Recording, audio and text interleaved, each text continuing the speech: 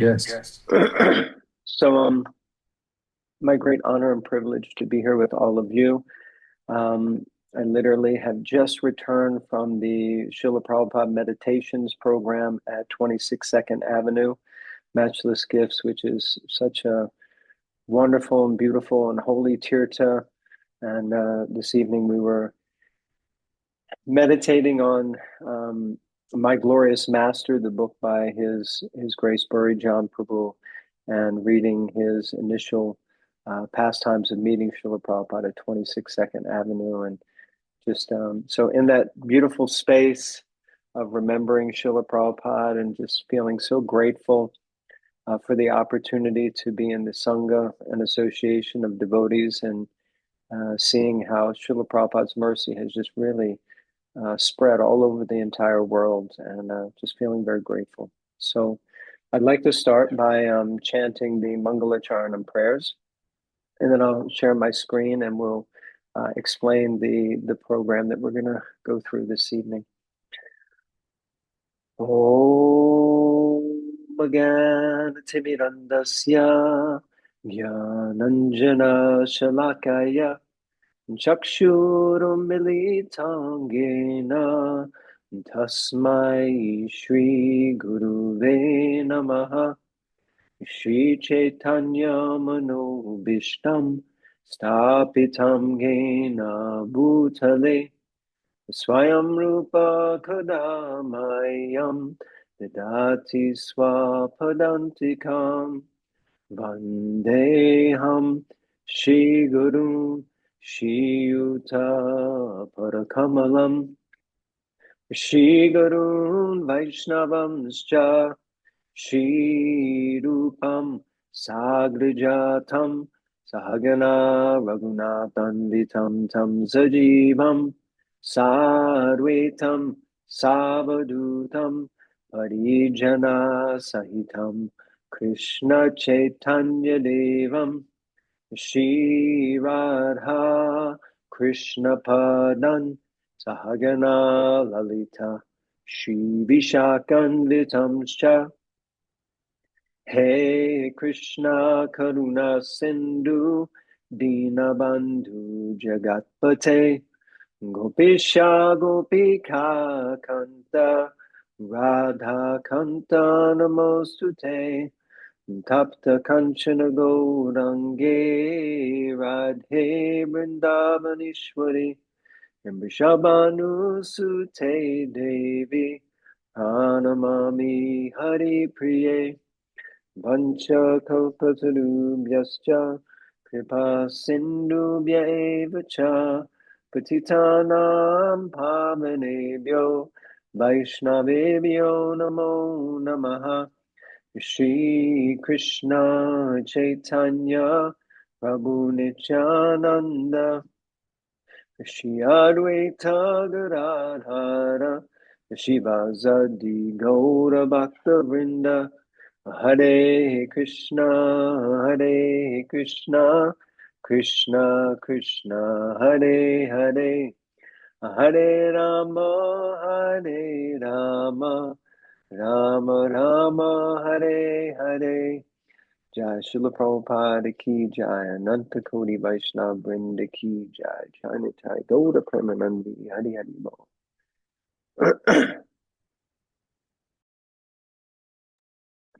Excuse me. So, I would like to also offer my deep respects to Ram Tulsi Prabhu and thank him very much for encouraging and engaging me in this service, being able to connect with the wonderful devotees of Bergen County and under the wonderful and expert guidance of Ramchandra Prabhu. I was just also with Yadunath Prabhu, and when I mentioned I was giving a talk tonight from Bergen County, he said, "Oh, I'm originally from Bergen County," so he was very excited, very inspired. So, um, so this evening, discussing with Ram Tulsi Prabhu, the idea was that it is a new year, 2026. And a few of us were just discussing that we can't believe already it's 2 weeks into the new year. It's kind of come and just sweeping along. And before you know it, it'll be back to December, marathon, Christmas time again. It's the way that time flows. So we were discussing on trying to do something around the idea of New Year. And I mentioned about the principle of Sankalpa and keeping our intentions for the new year, 2026.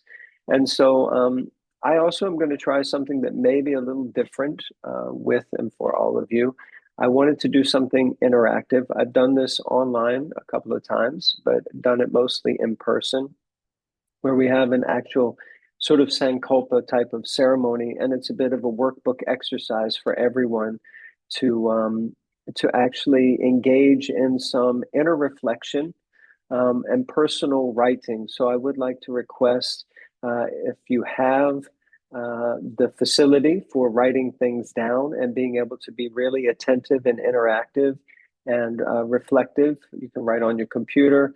These days, hardly anyone writes with pencil and paper or pen and paper.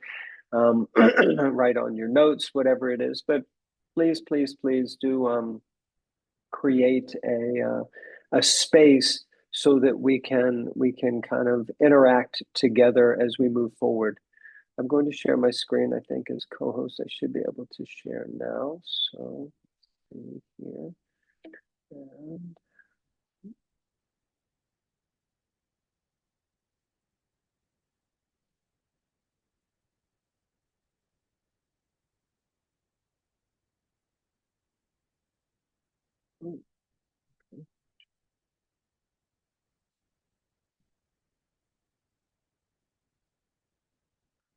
okay, so I think you should have Sankalpa, setting and keeping your intentions. Is that correct? You have that on the screen, Mahaprem Yes, bro. Prasad?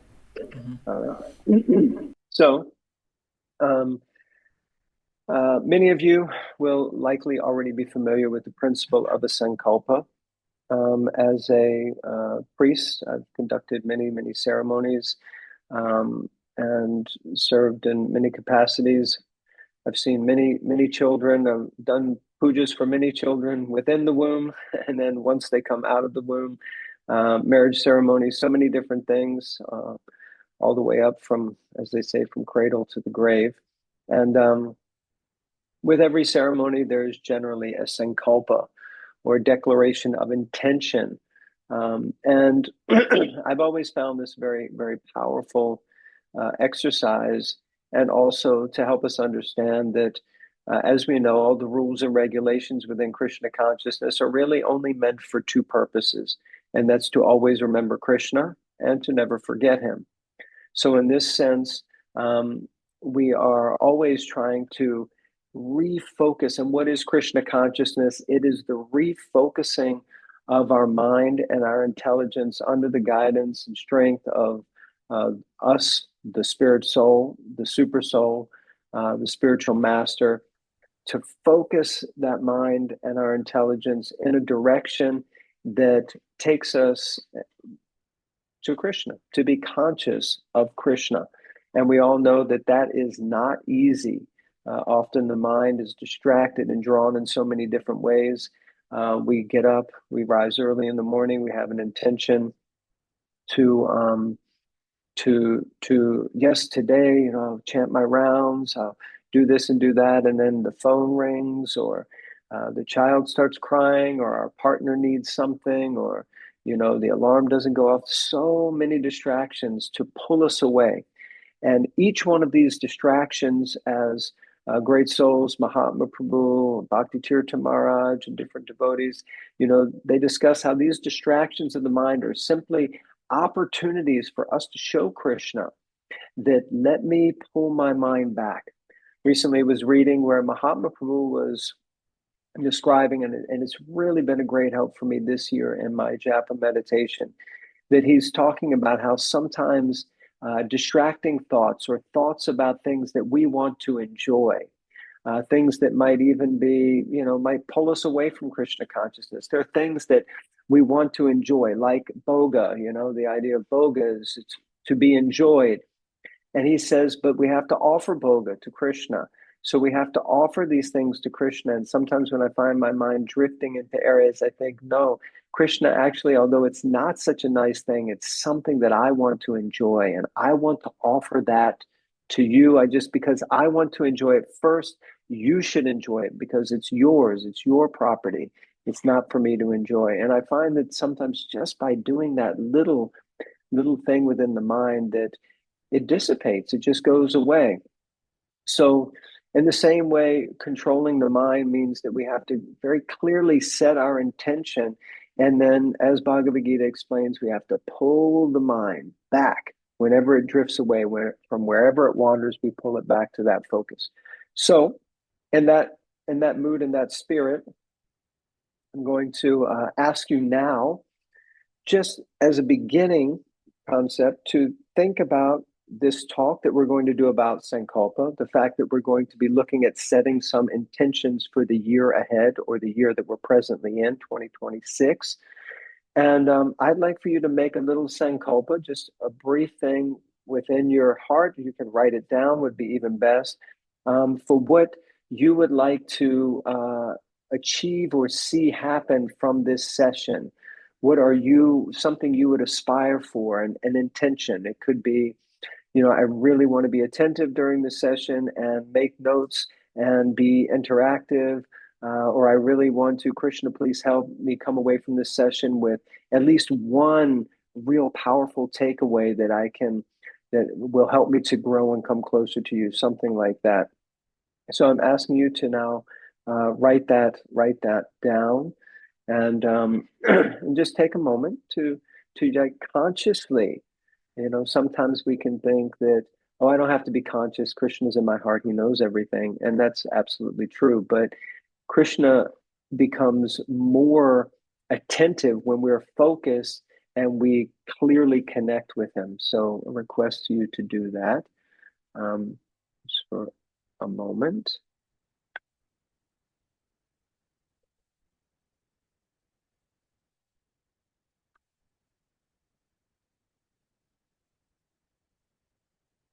So my Sankalpa for this session is that I'm praying to Shishirada Muralidhar Gaurchandra, that if you see fit, that you enable me to speak and explain and discuss and present things in such a way that it penetrates the veil of false ego and enters into the hearts of devotees and helps them to feel that this is something that nourishes them while at the same time nourishing myself.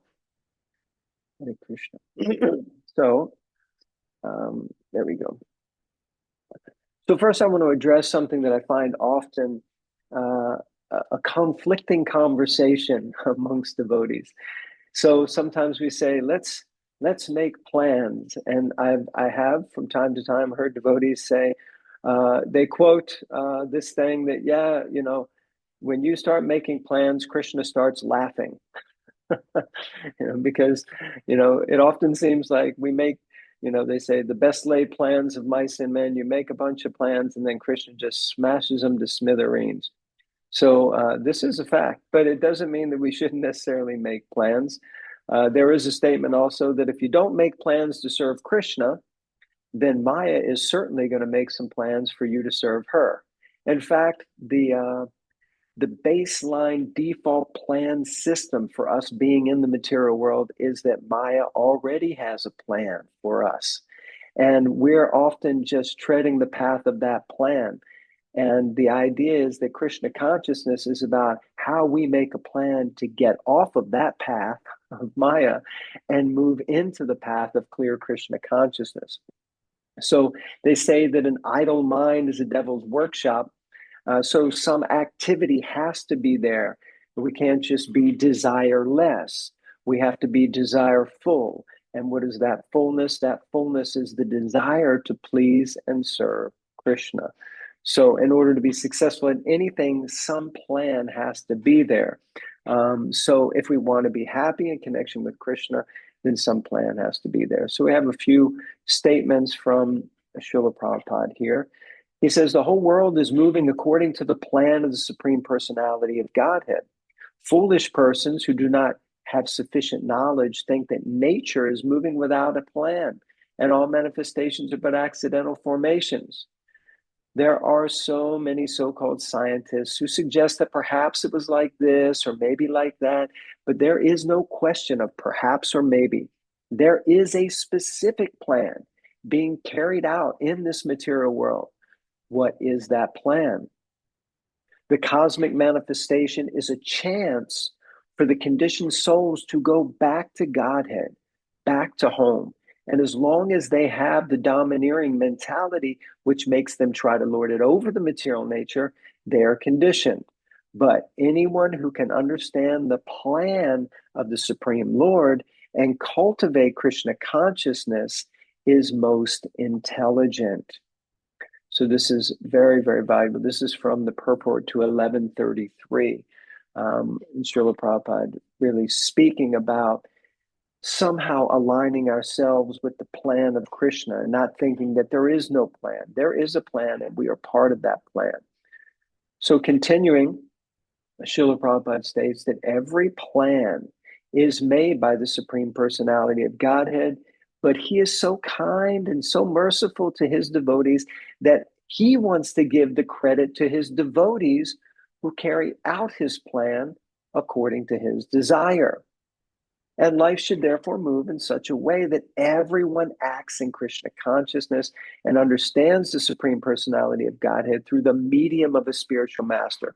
So these are the qualifying points for plan making. First, we want to align our plans with the service of Krishna. And second, that means that we act in Krishna consciousness, which is connected to the first thing, what I just said, and also that we are connected through the medium of the spiritual master, that we're trying to come in disciplic succession. We feel an accountability to someone, whether it's our Diksha Guru, our Shiksha Guru, either way, some spiritual teacher, a leader, someone that we feel connected to and obligated to, and we're hearing through the medium of parampara through them. Then Prabhupada states that the plans of the Supreme Personality of Godhead are understood by his mercy, and the plans of the devotees are as good as his plans. One should follow such plans and be victorious in the struggle for existence. So this statement, I remember exactly where I was when I read this the first time. I was on a bus on the tour of South India with His Holiness Radhanath Maharaj, and this was in 2005.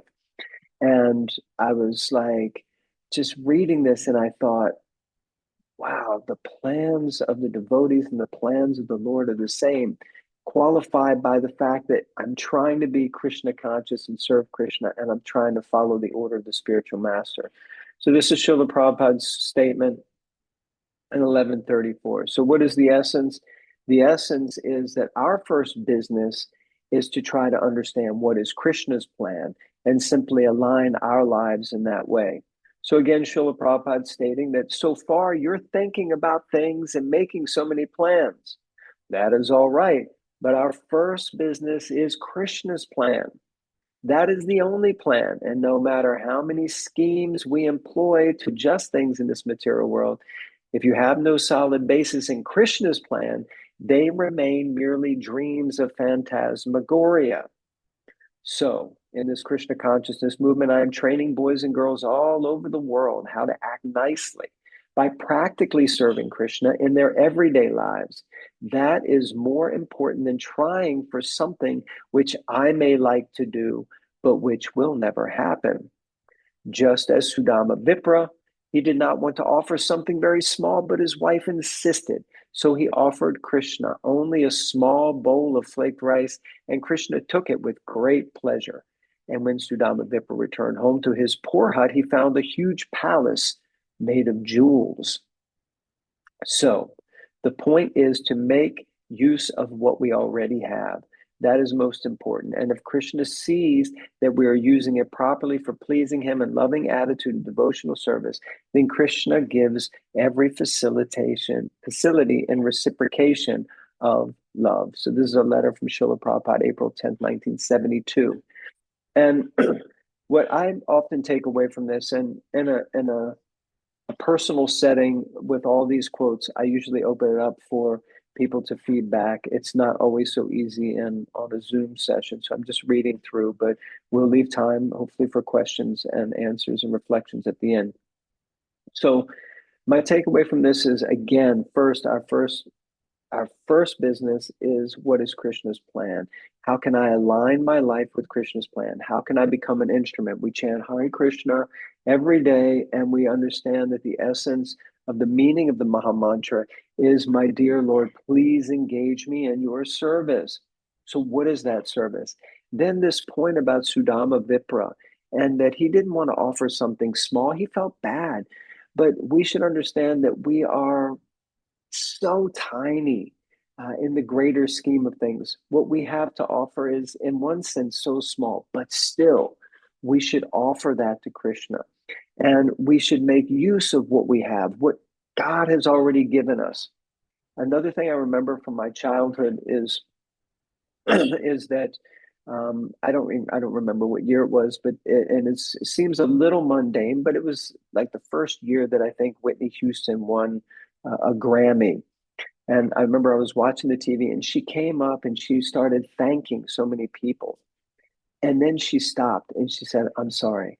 I should have started with the most important person first. And then she said, I want to thank God, because if it wasn't for God, I wouldn't even have a voice, what to speak of the ability to sing.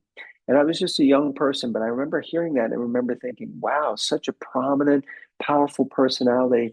But she just took time to thank and appreciate God.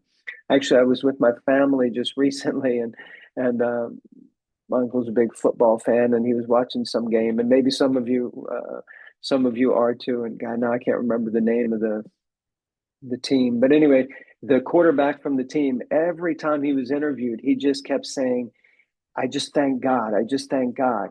And I think this is it. This is the epitome of Krishna consciousness, that whatever we do, whatever gift that Krishna has given us, we engage that in his service, no matter how small it may be. We just take what we have and we offer it with love and devotion. So this is the essence. So we're going to get into some exercise section and session now. And I'm going to ask some questions, pose them for you, and I want you to take a moment or two to write down. This is best done over the course of like a couple of hours, but we've got a limited amount of time. So my request to you, although I think this is being recorded, so you can watch it later. Also, I'll share with you where I got the questions from, and you can download that and take it on. My wife and I have done this for the last 2 years because we got to know of the person who put this together. And we found it very, very wonderful exercise for two purposes. The first is to close down properly the previous year, 2025. Okay, how did it finish? How did it end? What goals did I set at the beginning of the year? How did that work out? What inspired me? What came out that I wasn't expecting?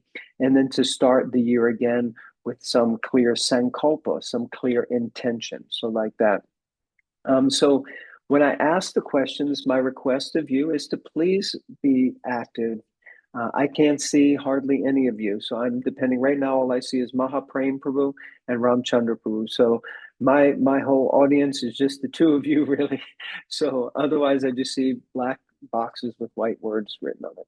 So so yeah, take a moment and whatever comes to your mind first, allow Krishna to speak through, that initial thing. Oh yes, yes, that. Oh yes, yes, that. And so right, Vamana Seva Prabhu has jumped in. He wanted to be right front and center because I said I couldn't see anyone. Ramchandra Prabhu is now there.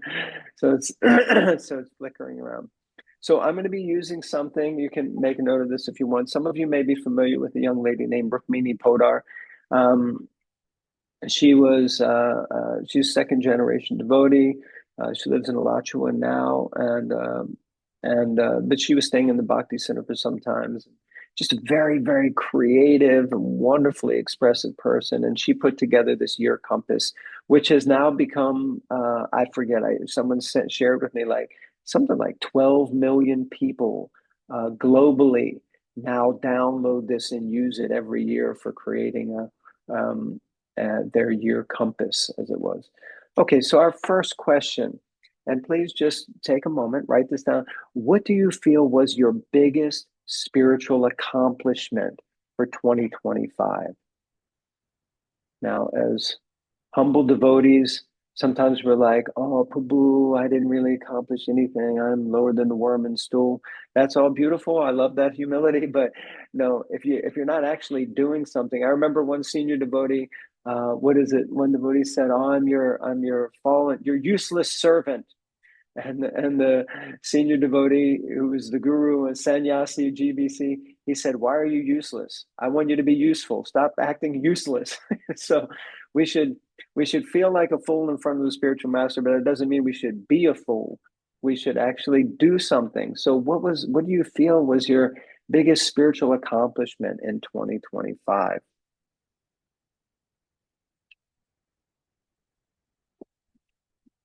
One devotee said, just I still am chanting 16 rounds every day. Okay, that's great. If that was your biggest spiritual accomplishment, one would hope that we would go beyond that. You know, some people, it's like I got up to the sixth canto of the Bhagavatam, or I attended sadhu sangha, or I was in a specific kirtan, or I learned to play harmonium and sing kirtan, or I learned to play mridanga. I mean, there can be so many different things. Or that yeah, I don't know. Even if we have to go to school and we have to work, we have to do so many things. That I'm trying to be a better devotee at work, in the sense that I show up on time. I'm well mannered. I'm clean. You know, different things like that. But what was your biggest spiritual accomplishment for 2025? And we should know that we don't accomplish anything on our own. If it's not for the mercy of the Vaishnavas, then nothing can really be accomplished. No, you can type in the chat, Ramchandrapu, if you like. I wasn't expecting that, but mainly it's private. So most people, might prefer to just keep this to themselves. So I think it's better. Just please, if you can type it down on your own place. But that's a great question. So yes, we can't accomplish anything on our own. We're always dependent on the mercy of Vaishnavas. So, who has helped you to achieve these spiritual successes? Who is it that is around you, that inspires you? Who's that friend in need, that friend indeed? Who is that person that's there? Um, who who is that voice of inspiration? And it doesn't necessarily have to be someone who is personally, physically present, as we know that Vani is higher than Vapu. So maybe it was you were listening, to some lectures. A couple of years ago, I was listening and reading so much from Mahatma Prabhu and about the holy name and different things like that. Okay. All right. So next is list your three biggest spiritual challenges from 2025. And as I mentioned, these things are personal. You don't have to put them in the chat. What is it that was really a battle for you in 2025? Whatever it might be. Some people still battling with being able to follow the principles. Maybe some specific principles. Maybe some it's money. Maybe some they feel it's family, or maybe some it's just their own mind and senses. What is it that is really the three biggest spiritual challenges? Yeah, number of work hours, demanding services at the temple, lack of enthusiasm. What is it that really was the big challenges for you in 2025?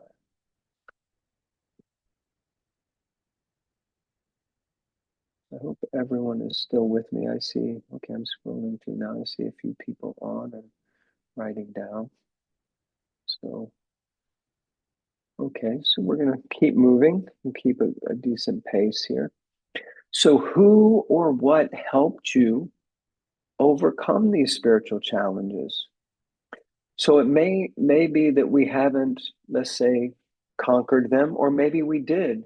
I had a spiritual challenge, it was X, and I managed to make it to this point. So who was it again? Remembering who around us, what devotees, what family members, what friends.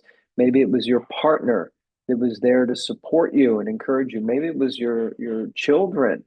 Maybe it was your parents who were there. Maybe it was a specific book. Maybe it was a specific kirtan. Maybe really call to mind what it was that um, helped you in these times of need.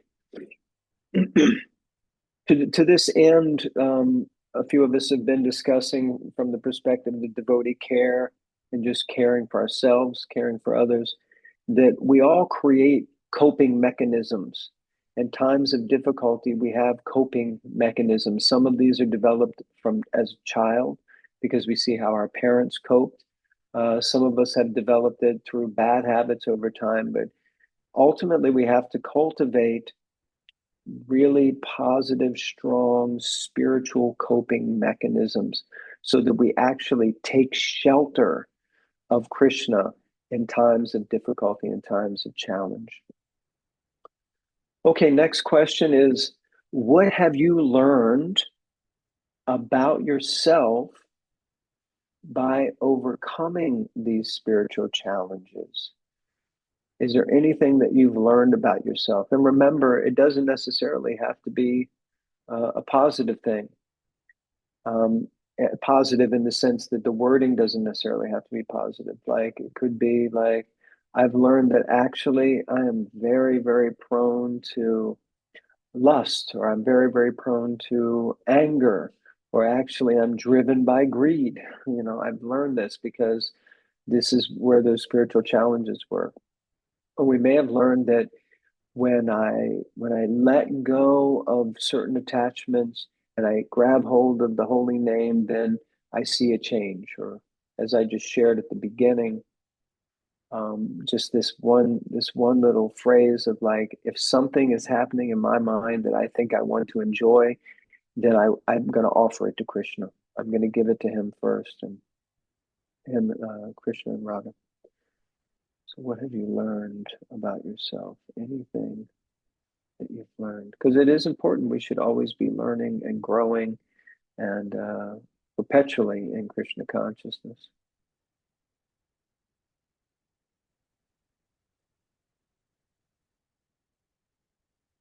Okay. So did anything happen during the past year that still needs to be forgiven? So I'm going to share with you today. I was reflecting on this before knowing I was giving the class today. I went through the slides and also I also was just in a conversation and realized that when my wife and I went through and did this year compass, um, that there were a few things that I wrote down in this section that I realized that needed to be forgiven, and I realized that I needed to also I needed to forgive some others, and that meant that I was blaming them, and I needed to own some of the blame, and I needed to accept responsibility that someone's got to put their head on the floor and say Vanchakalpa to the Someone's got to own some responsibility, and so I sent 3 messages today to different devotees that I felt like, yeah, in the course of service over the last year, I probably wasn't at my best at certain times. And because of that, I still felt in my heart this dissatisfaction and this nasty darkness, this heaviness. And I just wrote some messages and I wrote to them and I shared with them and I apologized and I begged forgiveness and I got so 2 of them haven't responded, but one had responded immediately and was like, "Oh, what are you talking about?"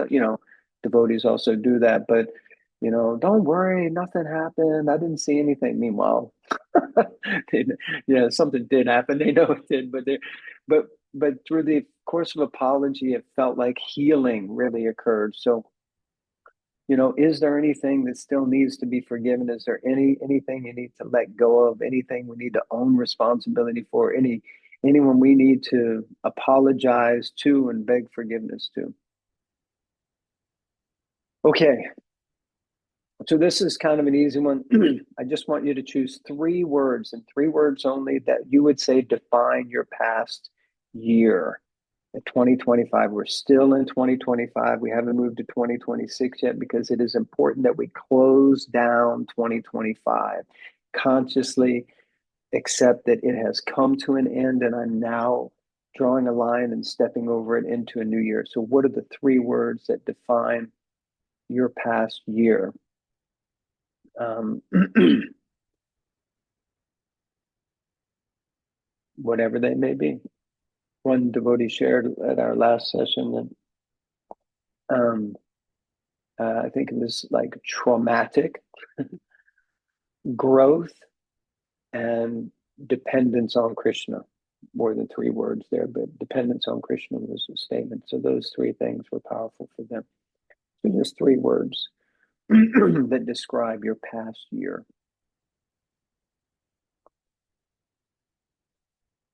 And then, if you can, write down, be creative. What would the title of the book of your past year be? If you had to give it a title, closing down this last year. Um, I'll share with you. Mine was um, a statement from my spiritual master, His Holiness Radhanath Maharaj, before coming to New York. He said, "New York City will chew you up and spit you out." So that was that was the title of my book. Another devotee said that Radha Murlidhar, these deities will make you grow. And so that was the alternative title or the subtitle to the book. So, excuse me, for my last year. So please write that down. How are we doing for time? Okay.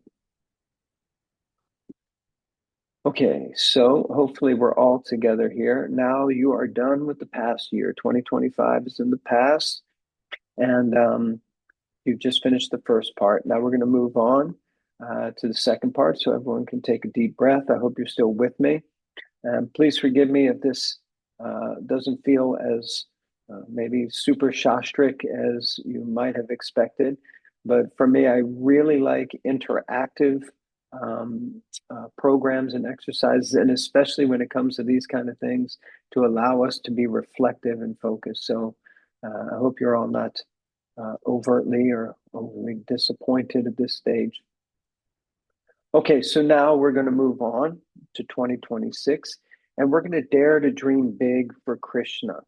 I want to really be the best version of myself, Krishna. I really want to become a sharp instrument in your service. I want to align myself with your plan. I know you have a plan for me. I know that I'm important to you. You are important to me. I want to make you more important to me, Krishna. I really want to dream big and serve you. Prabhupada's statement was that his only shortcoming was that he couldn't think small.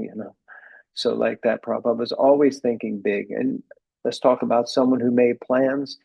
Prabhupada made so many plans to serve Krishna, and he went through so much in order to try to align with that plan of Krishna. And how many years was he trying to fulfill the plan in different places in India before coming to the West, working so hard? So Prabhupada is our guiding force. So 2026. So here's the first question. What does the year ahead of you look like spiritually? So how are you feeling about 2026? And be honest, but also we should try to project positively and with confidence. Utsahan nishchaya daryat. We have to have enthusiasm. Nothing great, Prabhupada says in the purport there in Nectar of Instruction, nothing great is accomplished without enthusiasm. We have to have utsahan nishchaya. We have to have confidence. And Prabhupada explains, what is that confidence? We have to have confidence that Krishna will help me. And Daryat, we also have to be patient. And how patient was Srila Prabhupada? So, how does the year ahead look for you spiritually?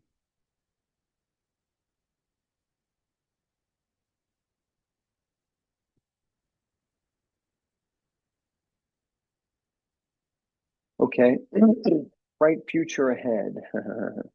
So, why will it be spiritually great? Why? Why will it be spiritually great? There is a saying in the secular world that if you create a strong enough why, then the how takes care of itself. Means if we have a strong enough motivating why do I have to do it? Why? You know, some people overcome heavy addictions, they overcome really, really difficult situations because they have a really strong why. Why? Because my family is depending on. Why? Because if I don't, then I will destroy something. Why? Because it will bring pleasure to my spiritual master. I just imagine the why that Srila Prabhupada had to board the Jaladuta and come to the West. So like this, Krishna hears and understands why. Why will it be a spiritually great year?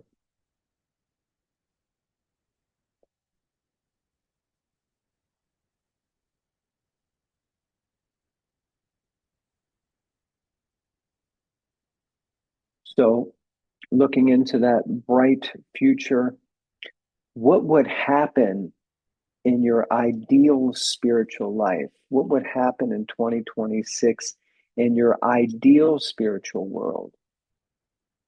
Remember dreaming big for Krishna. What would that look like on a daily basis, on a monthly basis? Um, yeah, what would it look like? What would happen in your ideal spiritual life? Who would be there? Um, how would you be? How would you conduct yourself? We discussed those challenges. Maybe, um, I would be able to control myself in service and not try not to upset others, or I would more quickly, um, apologize and beg forgiveness when I feel like I've upset someone, or maybe it's that I would rise by 4 a.m. I think someone put that in the chat. Um, I would learn to play mridanga and I would lead a kirtan playing mridanga. What a beautiful visualization for someone who hasn't played mridanga. Or that actually I would really hone in and focus on my japa in the morning. That's what my ideal spiritual life would look like. I would really be present for at least one round of the holy name. We'll just speak of 16. Okay.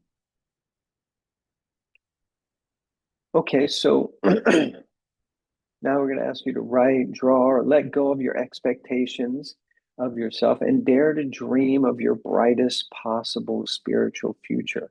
Something that you feel like, yeah, I'd love to do, but nah, it's not possible. I'll never, that phrase, I'll never be able to do that. That'll never happen.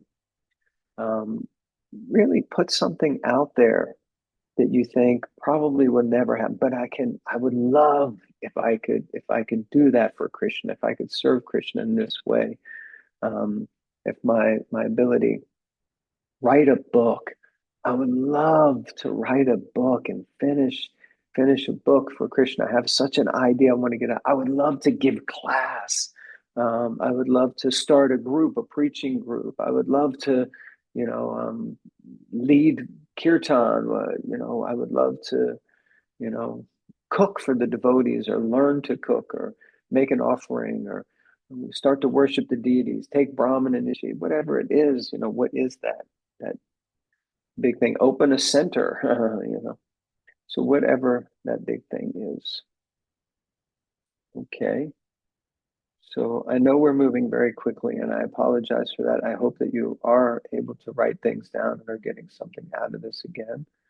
So we're going to move to the Sankalpa phase, where you've already been doing this, but now you're going to summarize your thoughts and put them into a short, clear statement. And you're gonna write this statement down, and then I'm going to create a space for you to from your heart of hearts offer that to their lordships. And there's a story I love to tell, of Srila Prabhupada when he finished constructing the Vrindavan temple, and Krishna and Balaram were installed. And Srila Prabhupada told the devotees, now Krishna and Balaram are here. So you come to them, whatever the challenge, whatever the problem, and you offer it to them, and you say to Krishna and Balaram, this is the problem. Help me. So like that, we're going to go to their lordships and we're going to offer this in the mood of a sankalpa. This is my determination. This is my intention. Please help me. Please help me. And what is going to be our intention? We're going to write it in a phrase that is something like this. And you can write it out.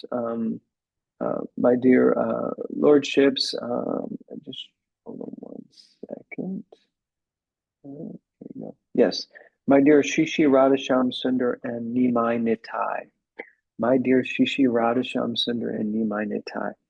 This year, I really want my chanting to be like this.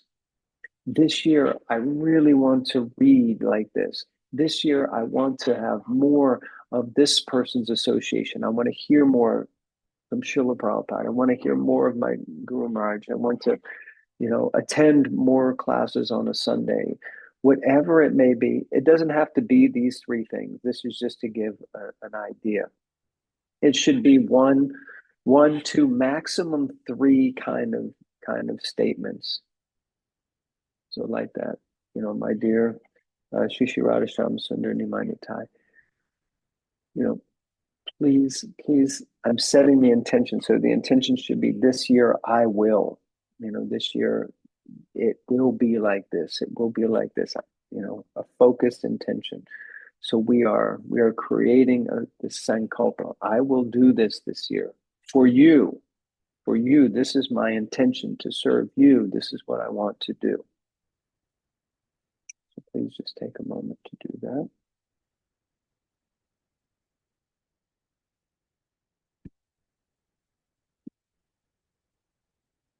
Okay. I know some of you may still be writing, going on to the next thing. So then also below that, I would like for you to write your word for the year ahead. What is going to be your word for the year ahead? Or you can choose 3 words to define your year ahead. And I'll share with you mine for this year. And I'm saying this so that I keep reminding myself. I chose 3 words, and I also chose 1 word as an acronym. My 1 word is FIT, F-I-T, fit, because I want to be spiritually, mentally, emotionally, and physically fit to serve Krishna. But FIT also stands for faith, integrity, and transformation. So these are my key words that feed into my sankalpa. So my sankalpa is that I want to be fit to serve Krishna physically, mentally, emotionally, and spiritually. And that means deepening, increasing my faith, acting with integrity, and being open to transformation of the heart. Like that. Okay. So I hope you all have managed to do this, writing down the Sankalpa. My year ahead will be, and then also 1 word or 3 words to define this year. Just a sutra that you can hold on to. You can put it on a piece of paper, or you can put it on a post-it note, or stick it on the wall, or put it on your fridge, stick it on the mirror in the bathroom, whatever it is to remind yourself. Okay, so now the next part is the concluding part. So uh, hopefully you recognize these beautiful and wonderful lordships there, Shishirada Shamsundar and Nimai Nitai. Definitely such beautiful, as I asked Ram Tulsifu to send me some pictures, and I was just couldn't stop staring at how happy these beautiful deities are and how blessed and fortunate you all are. So now, as this picture should be full scale on your screen, I would like for you to just take a moment and genuinely, from your heart, with all the sincerity that you can muster, on the verge of having tears in your eyes, pray to their lordships with your Sankalpa. So let's take a moment to honestly and genuinely make this offering to them.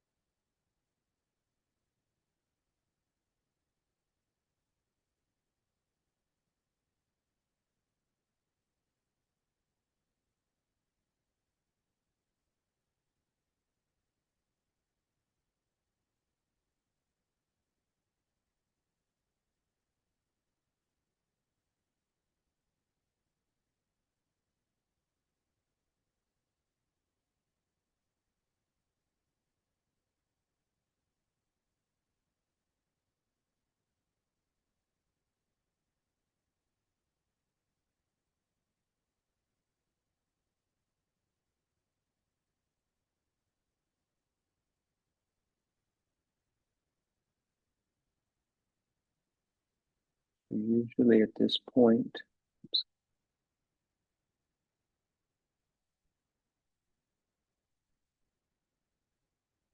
usually at this point in the program, in the ceremony, I have a Sankalpa thread and I tie that around your hand.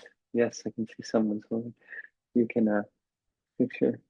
Shuklambaram, Vishnu Shashivanam Chaturjam Sanamaranam Yasur Shantiya Shadvira Adavakadyaha Prishadya Prasatam Vignanam Nanti Satatam Vishwakshainam Tamashraye.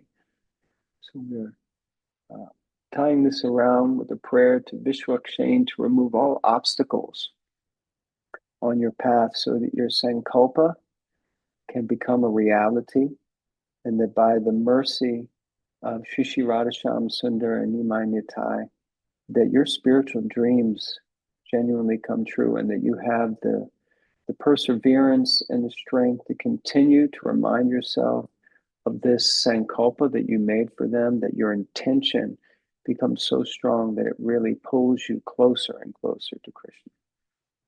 Hare Krishna. So we can all unmute Hare and Krishna. chant Hare Krishna together, the mantra one time. Hare Krishna, Krishna, Hare Hare Krishna, Krishna, Krishna, Krishna, Krishna, Krishna, Hare Hare Hare, Hare Hare, Hare Hare Rama, Rama, Hare Rama, Rama Hare Rama, Rama Rama, Rama, Rama, Rama Rama Rama, Hare Hare Hare. Hare Hare. Hare. So that is the conclusion of my talk, and I think it's 9:30. So I don't know if anyone has any reflections. Maybe there's not much questions, or if someone has a question or a comment, or if anyone would like to share anything. And no problem if you're like, Johnny Tai, we're never asking you to give a talk again. Where were the Prabhupada quotes? Where was the Shastric references? This guy is in Maya. That's okay. Your comments will help me get out of Maya. Ramchandra Prabhu, nice to see your hand, just like dancing in the sky. Hare Krishna, Hare Krishna. Hare Krishna, Prabhu. Haribol. This was very, very powerful, very, very interactive. Actually, I took out my soft notepad and I started putting it there, and it just made me think and reflect. Uh, Generally, we are so busy in every walk of life, but this just made me, in a matter of a short time, this session, each question took you could spend an hour. Um, but it was really nice reflecting and in the past and also for the future. And especially the last prayer that you asked us to do, I think that was very, very powerful. And I really want to thank you for um, walking us through this session today. Chandrapur, I'm so grateful and thankful. Just hearing your encouragement really, yeah, gives me some hope for my spiritual life. I'm thankful to you. I appreciate it. Raman Seva Prabhu, you're lifting Govardhan Hill for Krishna. Hare Krishna Prabhu, a wonderful class. Nice to see you again. Lovely to And I see you hope too. to have your company again in our center. I just want Great. to share the title of my book, if ever would be Yes. simple. Thank you, Krishna. Yeah, Lovely. thank you to Srila Prabhupada. Thank you to Guru Maharaj. Thank you to all the association. Thank you for such a wonderful center we have. Thank you for all the beautiful devotees working together as a small, beautiful team and constantly praying, chanting, serving. I mean, we couldn't have it better, you know. Beautiful. So thank you. I wrote all the points, and there are many challenges. I'll be reaching in private message to you for that.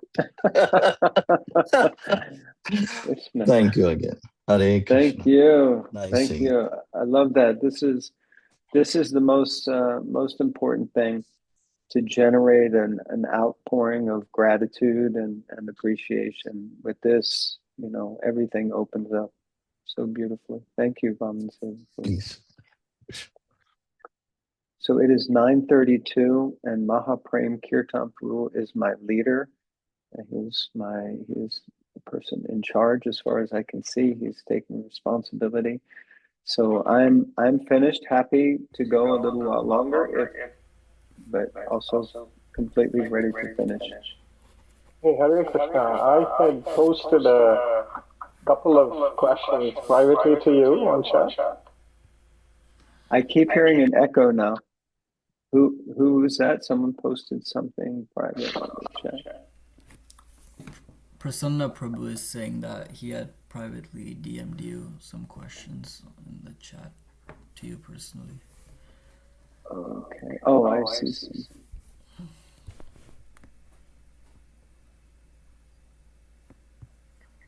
Okay. Did you want me to answer those, or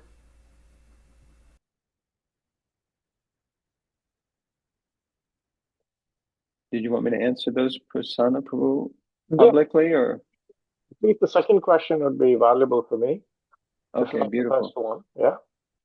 Okay, so your question is, are my daily prayers, chanting and reading considered as service to Lord Krishna? And absolutely, absolutely. If the fact that you're doing it daily is even more incredible. And all of these things, 9 processes of devotional service, starting with Shravanam, Kirtanam, Vishnu Smaranam, Bandhanam is daily prayers, so you're praying daily. These are all devotional service. Many people are absorbing their consciousness in so many other things. They're talking so much, as Prabhupada would say, nonsense.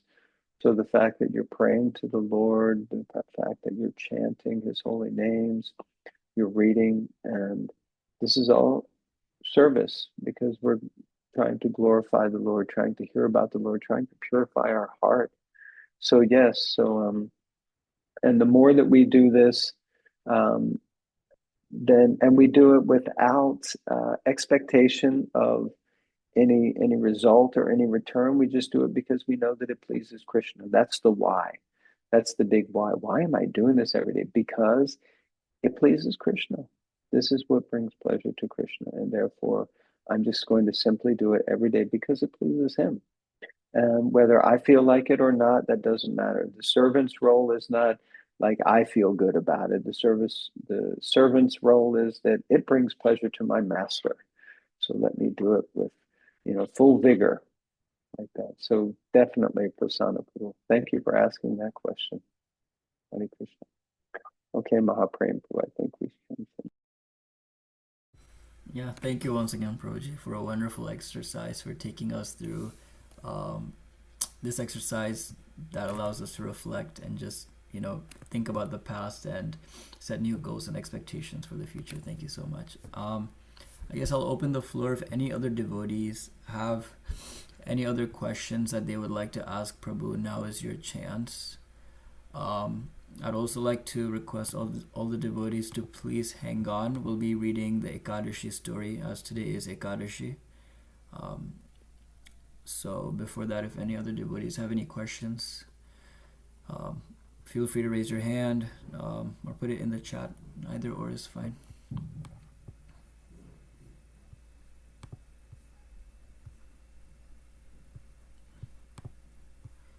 Okay, going once, going twice, going thrice. Okay. Thank you so much, Prabhu, for giving us your association once again this evening. I'd like to request all the devotees to kindly unmute and thank Prabhuji by chanting one loud Hare Krishna Mahamantra. Hare Krishna, Hare Krishna, Krishna Krishna, Hare Hare Hare, Hare, Rama, Hare Hare Rama, Rama, Rama, Hare Hare Hare. Hare. Thank you for joining us, Prabhu, once again. Hope to have you soon with us online as well as in our center. Hare Krishna. Hare Krishna. Thank you very much, everyone. I'm going to leave, but wonderful Ekadasi to all of you. Hare Krishna. Hare Krishna.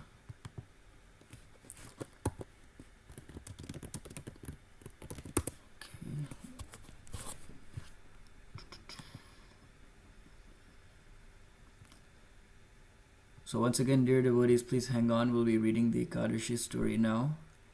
Let me just quickly share my screen.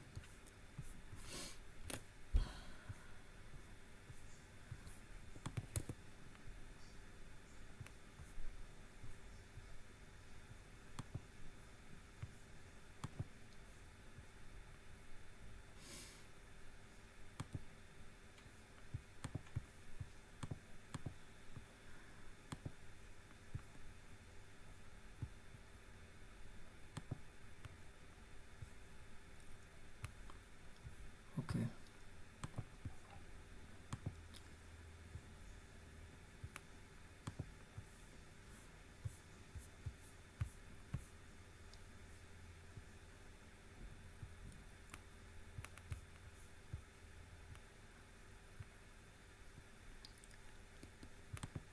So I'll just call out the names of some devotees, and then if you can kindly unmute and read. It's not broken up into paragraphs, so if you can read a few sentences, and after that we can rotate with other devotees.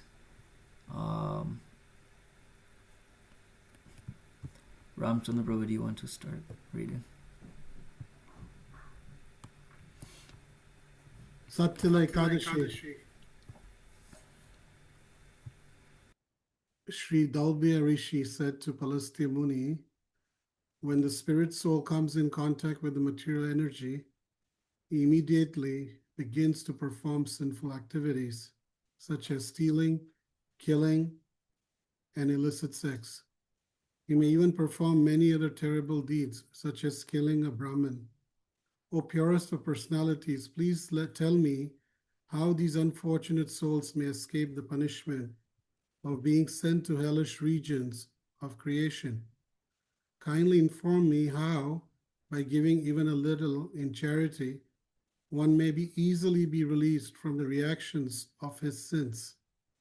Pulastya Muni replied, O fortunate one, you have asked me an important and confidential question, which not even Brahma, Vishnu, Shiva, or Indra has ever asked. Please listen very carefully to my answer. With the arrival of the month of Magh, January, February, one should bathe carefully, control his senses by giving up lust, anger, pride, jealousy, fault finding, and greed, and meditate on the Supreme Personality of God and Lord Sri Krishna.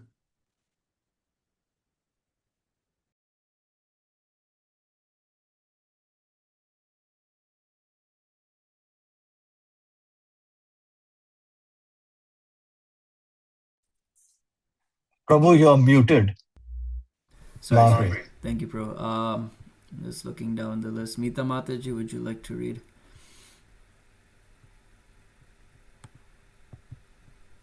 The screen is dark in the center. It should be good now. Okay. One should then gather up. Oh, there's an echo.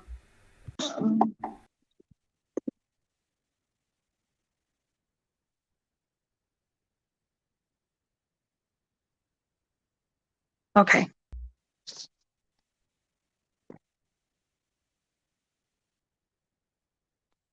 One should then gather up some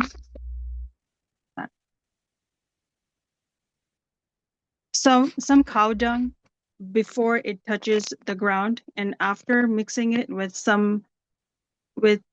sesame seeds and cotton, form 108 balls. This should be done on the day when the constellation of Purva Ashada Nakshatra arrives. Then one should follow the rules and regulations of Sri Ekadashi, which I shall now explain to you. After bathing, the person who intends to observe Ekadashi should worship the Supreme Lord while praying to Lord Shri Krishna by chanting his holy name. He should promise to observe the Ekadashi fast. He should remain awake overnight and perform a homa, which is fire sacrifice.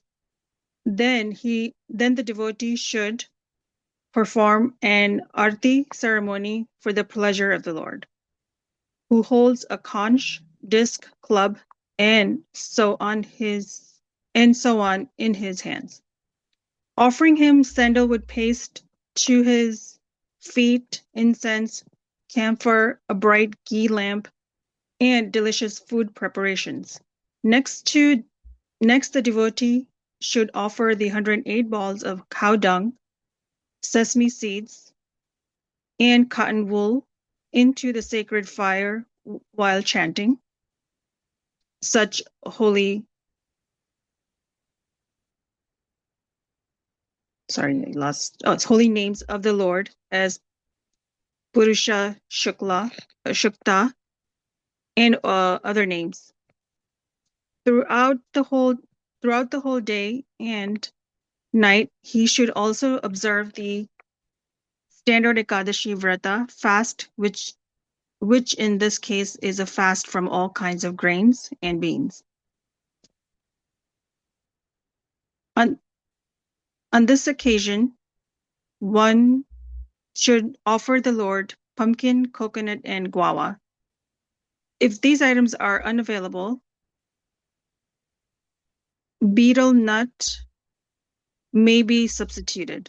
The devotee should pray to Lord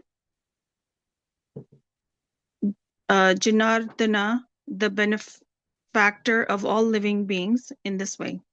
O Lord Shri Krishna, you are the most merciful personality of Godhead and the giver of liberation to all fallen souls.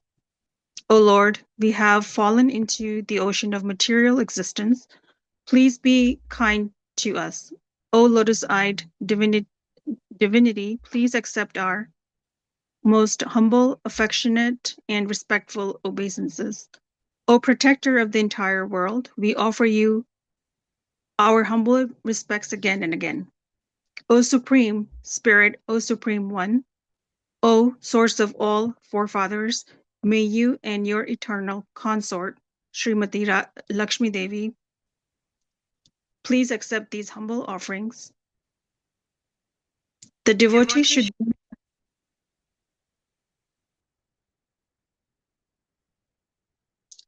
Okay. Thank you, Mataji. I'm hearing my echo.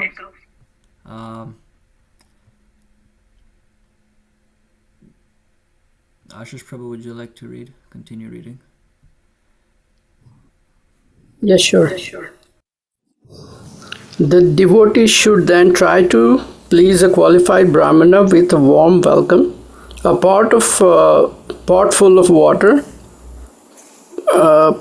Purnakumba, an umbrella, a pair of shoes, and clothes, dhoti, and angavastra, requesting him at the same time to bestow his blessing, by which one may develop unalloyed love for the Lord Sri Krishna. According to one's ability, one may also donate a black cow or to such a Brahmin, particularly to the one who is very well versed in all the injunctions of the Vedic scripture. One should also offer him a pot full of sesame seeds. O exalted Dalbhya Muni, black sesame seeds are especially suitable for formal worship and fire sacrifice, while white or brown one are meant to be eaten by a qualified Brahmin. One who can arrange to give both kinds of sesame seeds, black and white or brown, especially on this Sat Tila Ekadashi day, will be promoted to at least the heavenly planets after leaving this present body for as many thousands of years as the number of seeds that would be produced if the seeds he donated were sown in the ground and grew into nature, mature seeds-bearing plant. On this Ekadashi, a faithful person should 1. Bathe in the water mixed with the sesame seed, 2. Rub sesame seeds paste on his body, 3. Offer sesame seeds into the fire in sacrifice, 4. Eat sesame seeds, 5. Give sesame seeds away in charity, 6. Accept a charitable gift of sesame seeds. These are the 6 sat ways in which sesame seed tila are utilized for spiritual purification on this Ekadashi. Therefore, it is called Sat Tila Ekadashi. The great Devarshi Narad Muni once asked the Supreme Personality of Godhead, Shri Krishna, O mighty armed Lord, O you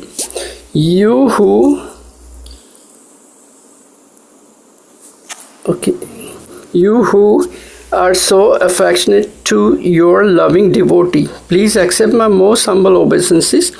O Yadava, kindly tell me the results of the obtains by the observing Satila Ekadashi.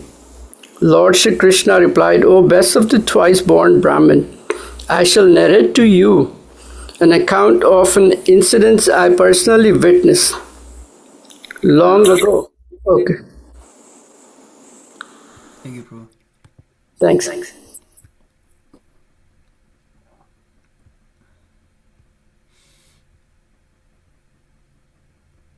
Is Somya Krishna Prabhu there?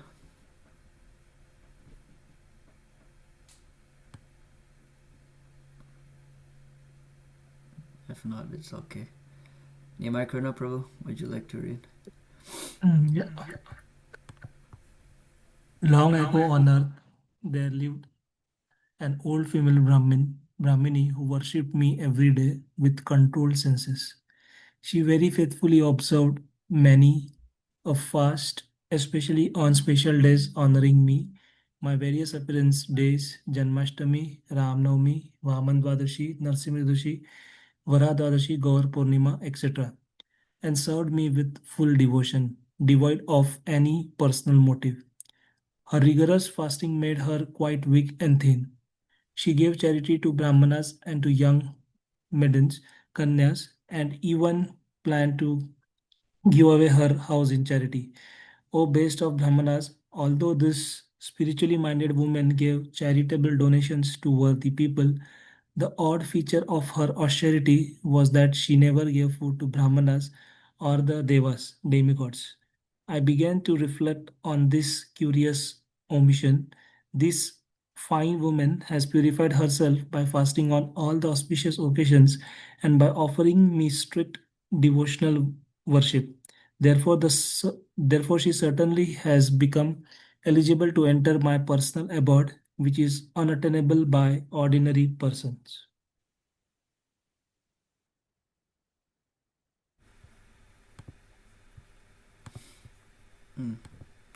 Um,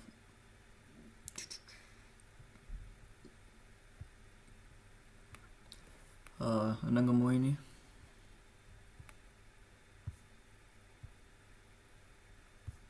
Hare Krishna, yes.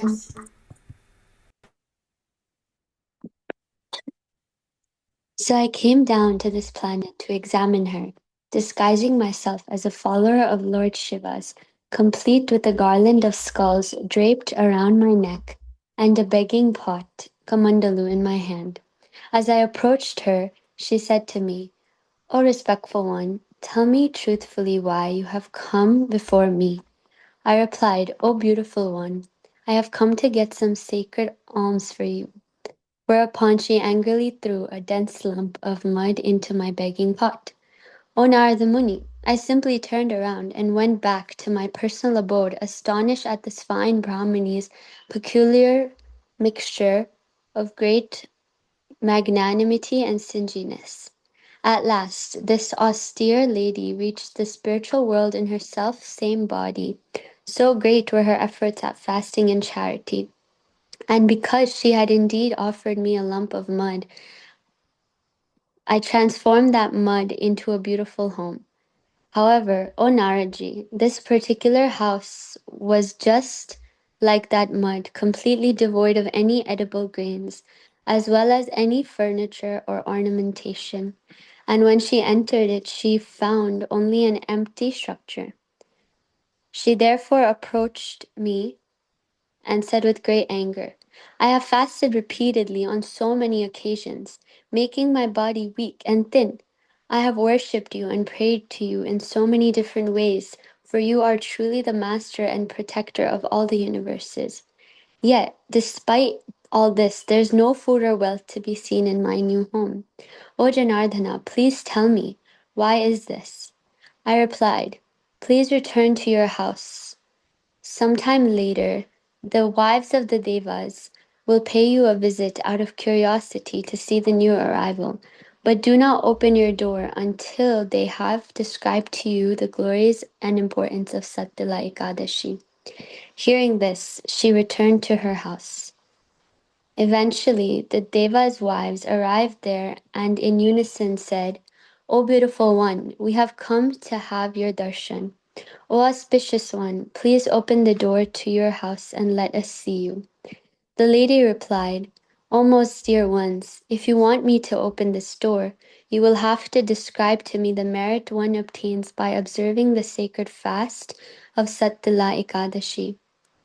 But to this request, not even one of the wives responded. Later, however, they returned to the house, and one of the wives nicely explained the sublime nature of the sacred Ekadashi. And when the lady at last opened her door, they saw she was neither a demigoddess, a Gandharvi, a she-demon, nor even a Nagapatni. She was simply an ordinary human lady. From then on, the lady observes Sattila Ekadashi, which awards all material enjoyment and liberation at the same time, as it has been described to her. Continue? Or Yeah, thank you. Jiradeka Mataji, would you like to read?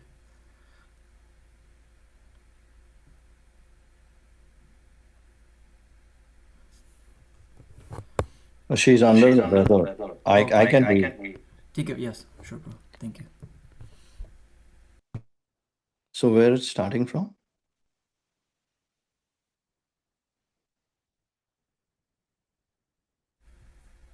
Hare Krishna, where is it? I'm also looking for the point. Okay, again. From then on. Yeah. From then on, the lady observed Satya, which awards all material enjoyments and liberation at the same time. It has been described to her. And she finally received the beautiful furnishings and grain she had expected for a home. Moreover, a once ordinary material body was transformed into beautiful spiritual form made of Sat Sit Anand, eternally knowledge and bliss, with a fine complexion. So, by mercy and grace of Sat Tila Ekadashi, both the lady and her new home in the spiritual world were at last radiantly splendid and lustrous with gold, silver, jewels, and diamonds. On Naraji, a person should not ostentatiously observe Ekadashi out of greed, but with hope of attaining wealth dishonestly, selfishly. He should simply donate sesame seeds, clothes, and food according to his capacity, for by doing so, he will achieve good health and exalted spiritual consciousness, birth after birth. Ultimately, he will be given release from the bonds of this world, liberation and admittance into the world's supreme abode, and will be his to enjoy. This is my opinion, O best of demigod, Devi Rishis, O Dalbai Muni.